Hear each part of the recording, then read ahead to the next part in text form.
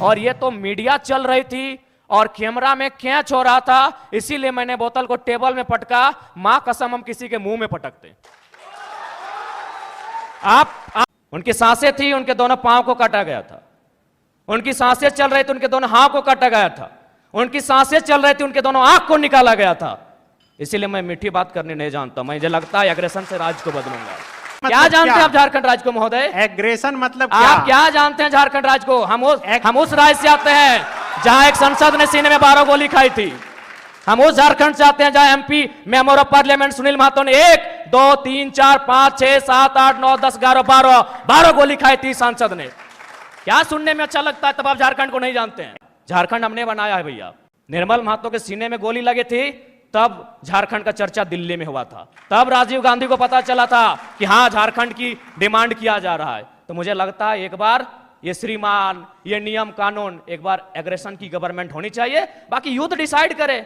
मेरा जो व्यवहार है, फॉलो अप के मंच में भी मेरा यही व्यवहार है। पसंद लगे वोट कीजिएगा, ना लगे इग्नोर कीजिए। बोल रहे हैं सुनने में अच्छा लग रहा है, आप बोल रहे हैं नहीं, सुनने में नहीं। आप तब झारखंड राज्य को नहीं समझते हैं सन्नी जी। मैं बोल रहा हूँ एग्रेशन। नहीं, आप नहीं समझते हैं झारखंड राज्य को। मैं एग्रेशन सुनने में अच्छा नहीं लगता, यही रियलिटी है। एग्रेशन मतलब यही है, कठोर डिसीजन, त्वरित कार्रवाई।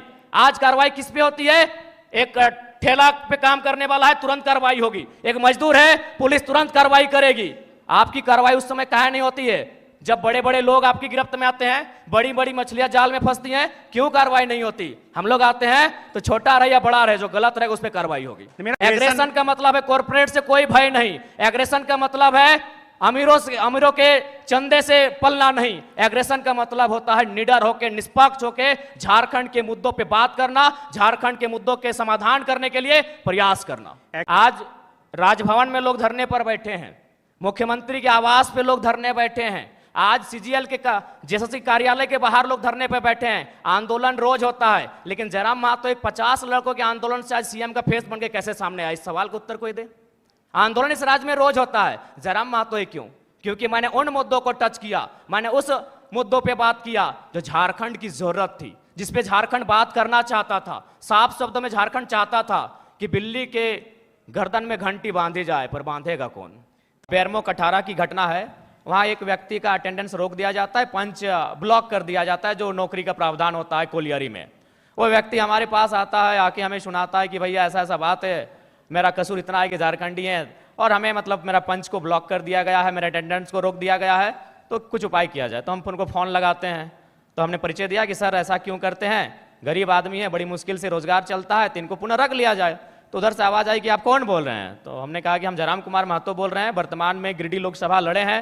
तो बोला नहीं, आपसे हम परिचित नहीं है। तो हमें लगा कि शायद वो विधायक या सांसद की पैरवी सुनना चाहते हैं।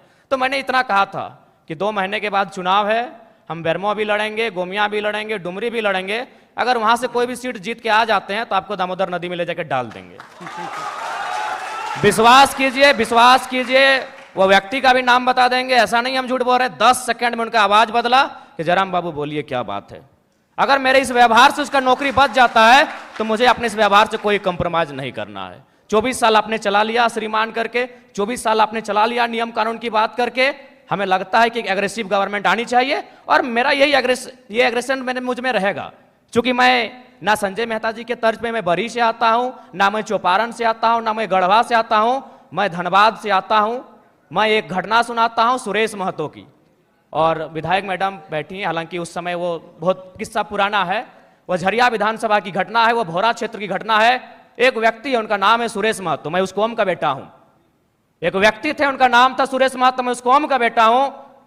उनको मारा गया था, उनकी सांसें थी, उनके दोनों पांव को काटा गया था।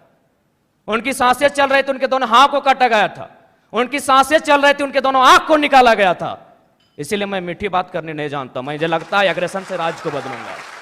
वे ऐसे लोग हैं जिनको लगता है कि इस दुनिया में मौत नाम की कोई चीज़ नहीं होती है, जिनको लगता है कि शायद वो सारा धन एकत्रित करके स्वर्ग जा सकते हैं, वहाँ सुख भोग सकते हैं। बिल्कुल ये बहुत गंभीर समस्या है और मुझे लगता है कि इसमें सरकार के लोग शामिल होंगे, विपक्ष के लोग शामिल होंगे। ये कोई नई बात नहीं है। अगर आदरणीय शिल्पी जी कह रही हैं कि अगर वो जनता जानती है तो जनता को मालूम है कि किस प्रकार से जेपीएससी की परीक्षा होती है। उनमें जब रिजल्ट आता है तो विधायक जी के रिश्तेदार होते हैं। इसमें 24 वर्षों से जिन लोगों ने राज्य की सत्ता को संभाला है, 24 वर्षों से जिन लोगों ने इस राज्य की सरकार को चलाया है, पक्ष बन के विपक्ष बन के, सबका उसमें हिस्सेदारी होता है। तो इसलिए जिस दिन वो इस बात को मानेंगे कि हमें एक समानतापूर्वक जीवन जीना है, हम लोग वास्तव में इंसान मनुष्य तभी हैं जब दूसरे की दर्द, दूसरे की तकलीफ और पीड़ा को देखकर हम भी पीड़ित होते हैं, तब शायद ये माहौल बदले। लेकिन फिलहाल ऐसे परिवेश में ये बुद्ध का देश भले है, लेकिन आज बुद्ध के विचार बिल्कुल विलुप्त हो चुके हैं। मुझे नहीं लगता है कि कोई शांतिप्रिय तरीके से इस प्रकार के रास्तों से हटेगा। मैं बनावटी इंसान नहीं हूं। उस मीटिंग में 52 मिनट डिस्कशन हुआ था। मैंने 52 मिनट के बाद मुंह खोला था और ये तो मीडिया चल रही थी और कैमरा में कैच हो रहा था, इसीलिए मैंने बोतल को टेबल में पटका। मां कसम हम किसी के मुंह में पटकते, आपके पांव तले जमीन खिसक जाएगी। जब आपने छेड़ा है तो सुन लीजिए। यही विनोद बिहारी विश्वविद्यालय में एक कंपनी, एक एजेंसी ने टेंडर लिया है। मजदूरों को ज्वाइनिंग लेटर के साथ साथ रिजिग्नेशन लेटर पे साइन करा गया। इस भारत में कहां होता है यार? मैं आक्रामकता की बातें करता हूं, कारण कौन है? रिजिग्नेशन लेटर पे साइन कराया गया है, कौन देगा उत्तर? भारत देश में 4 स्तंभ है कहने को, न्यायपालिका, कार्यपालिका, विधायिका, पत्रकारिता। कौन रिस्पॉन्सिबल है कि ज्वाइनिंग, ताजुब की बात है, ज्वाइनिंग लेटर भी मिला है और उनको साइन भी करा लिया है। क्या बोलते हैं आप? रिजिग्नेशन लेटर, रिजाइन लेटर में भी साइन करवाया गया है। और एक घटना गोमिया की, जब मेरा सभा था बेरमो में, वो लड़का आया, उसने कहा कि जो एजेंसी है उनको पेमेंट देना होता है 20,000, लेकिन मेरा शर्त है उनका कि 20,000 आपके अकाउंट में देंगे, आपको 8,000 रिटर्न करना होगा, नहीं तो नौकरी से निकाल देंगे। उसके बाद भी अगर आपका खून नहीं खोलता है तो आप बनावटी लोग हैं, असल लोग नहीं है। अगर आप चाहते हैं मेरे अंदर की आक्रामकता कम हो, आप चाहते हैं मेरे अंदर की उग्र भावना कम हो, तो आज प्रबुद्ध लोग बैठे हैं। आज माननीय मंत्री दीदी बैठी हैं, आज माननीय मंत्री महोदय बैठे हैं, मंत्री 3 मंत्री बैठे हैं, आज प्रदेश अध्यक्ष महोदय बैठे, सांसद महोदय बैठे हैं, झारखंड मुक्ति मोर्चा के फिलहाल पालनहार हैं बैठे, आज विधायक मैडम बैठी हैं, यहां भी एक विधायक बैठे हैं, यहां भी एक विधायक बैठे हैं। ये लोग तय करें कि इस प्रकार का जुल्म, शोषण, अत्याचार एक आम व्यक्ति पे, यानी जो लोग हाशिए पर हैं, जो लोग निम्न स्तर पे हैं, उनके साथ अन्याय नहीं होगा। जयराम महतो प्रेम की कविताएं लिखेगा, इनकलाब की बातें नहीं करेगा। जयराम जी, कि अगर एक व्यक्ति पे कार्रवाई होती है और उस कार्रवाई से अगर हजारों स्टूडेंट को एक उम्मीद मिलती है, अगर एक व्यक्ति पे कार्रवाई होती है और हजारों किसानों की खुशहाली आती है, तो मुझे लगता है उस व्यक्ति पे कार्रवाई होनी चाहिए। और मैं अपना एक अनुभव बताना चाहूँगा, हालांकि ऐसे मंचों पे जहाँ एकेडमिक लोग आके सुन रहे हैं, इंटेलेक्चुअल लोग आके सुन रहे हैं, नहीं बोलना चाहिए, लेकिन मुझे मेरा जो कैरेक्टर है वो सबके सामने मैं आपको बताना चाहूँगा। ये बेरमो कठारा की घटना है। वहाँ एक व्यक्ति का अटेंडेंस रोक दिया जाता है, पंच ब्लॉक कर दिया जाता है, जो नौकरी का प्रावधान होता है कोलियरी में। वो व्यक्ति हमारे पास आता है, आके हमें सुनाता है कि भैया ऐसा ऐसा बात है, मेरा कसूर इतना है कि झारखंडी है और हमें मतलब मेरा पंच को ब्लॉक कर दिया गया है, मेरे अटेंडेंस को रोक दिया गया है, तो कुछ उपाय किया जाए। तो हम उनको फ़ोन लगाते हैं, तो हमने परिचय दिया कि सर ऐसा क्यों करते हैं, गरीब आदमी है, बड़ी मुश्किल से रोजगार चलता है, तो इनको पुनः रख लिया जाए।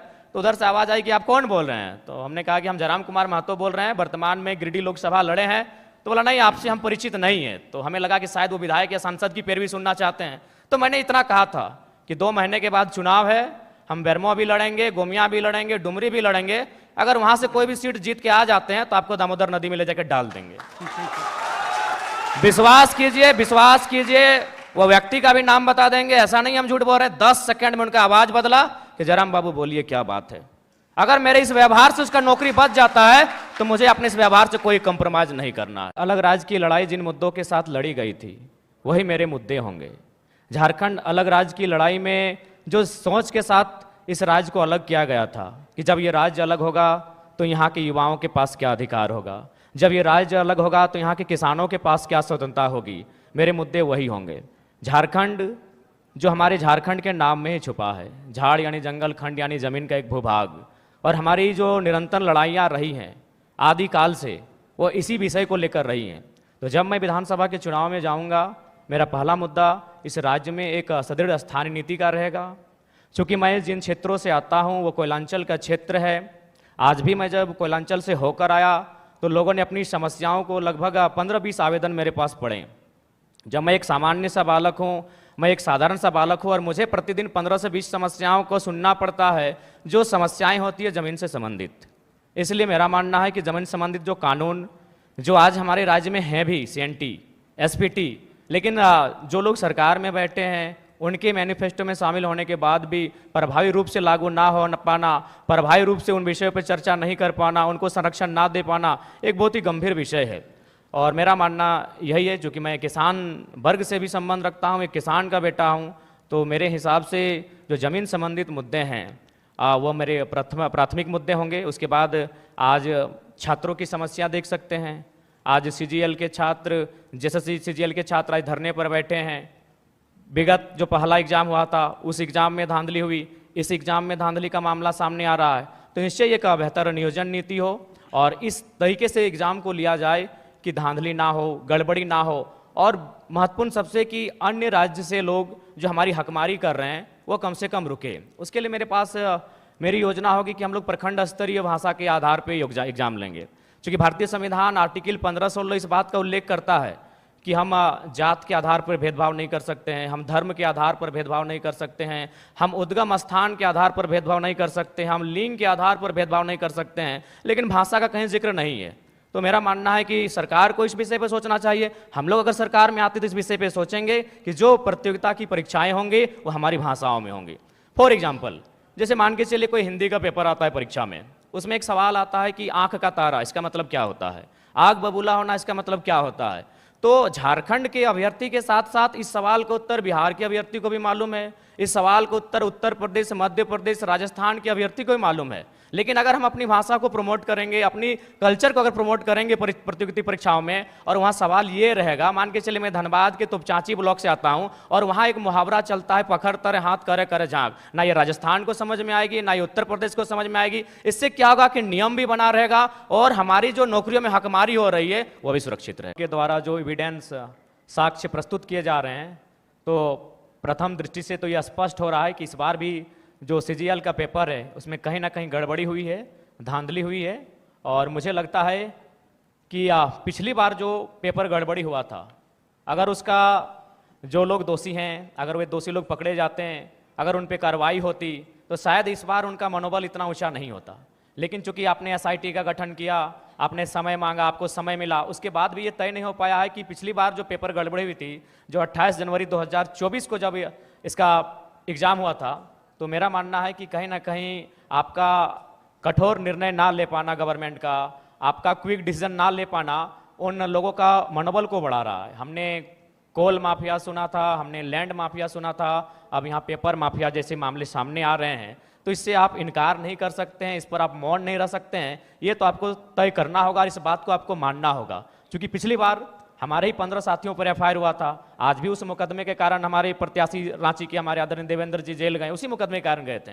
तो जाहिर सी बात है वो हाईलाइट तभी हुआ जब हम लोगों ने प्रोटेस्ट किया। उस प्रोटेस्ट के परिणाम स्वरूप उस समय मुख्यमंत्री माननीय चंपई सोरेन जी थे, SIT का गठन हुआ। लेकिन आज परिणाम और निष्कर्ष आपके सामने क्या है, यानी आप लोग उन माफियाओं के मनोबल को बढ़ाने का कार्य आप स्वयं कर रहे हैं। तो ये तो आपको तय करना है कि आप छात्रों के साथ हैं या पेपर माफियाओं के साथ है, ये सरकार को आके तय करना है। यदि आप पेपर माफियाओं के खिलाफ हैं तो पिछली बार जो आपने SIT का गठन किया था उसका निष्कर्ष क्या है, उसका रिजल्ट क्या है, दोषी कौन लोग हैं, वो कटघरे के पीछे कब होंगे, ये राज्य की जनता जानना चाहती है। CGL JSSC के तमाम 6 लाख अभ्यर्थी जानना चाहते हैं। बिल्कुल, सूर्या जी से यही सवाल रहेगा। आप सत्ता के में भी रहे, पिताजी ये की तरफ या इंडिया अलायंस की तरफ? हम लोग अकेले ठीक हैं सर। चुनाव के बाद भी? तो चुनाव के बाद क्यों, हम लोग जनता से हम लोग आशा और अपेक्षा रखें हैं कि हम लोग को अकेले इतनी ताकत दी जाए कि इस राज्य के लिए बेहतर और भला कर सकें। तो आप 81 सीट पर लड़ रहे हैं और चुनाव के बाद जो भी स्थिति हो आप कहीं नहीं जा रहे हैं? जी, हम लोग लगभग 70 सीटों से आवेदन मिला है, वहाँ तो लड़ना ही लड़ना है। बाकी सीटों पर अगर अच्छे प्रत्याशी दमगर मिले तो निसंदेह हम लोग 81 सीटों तक पहुँचेंगे और चुनाव लड़ेंगे।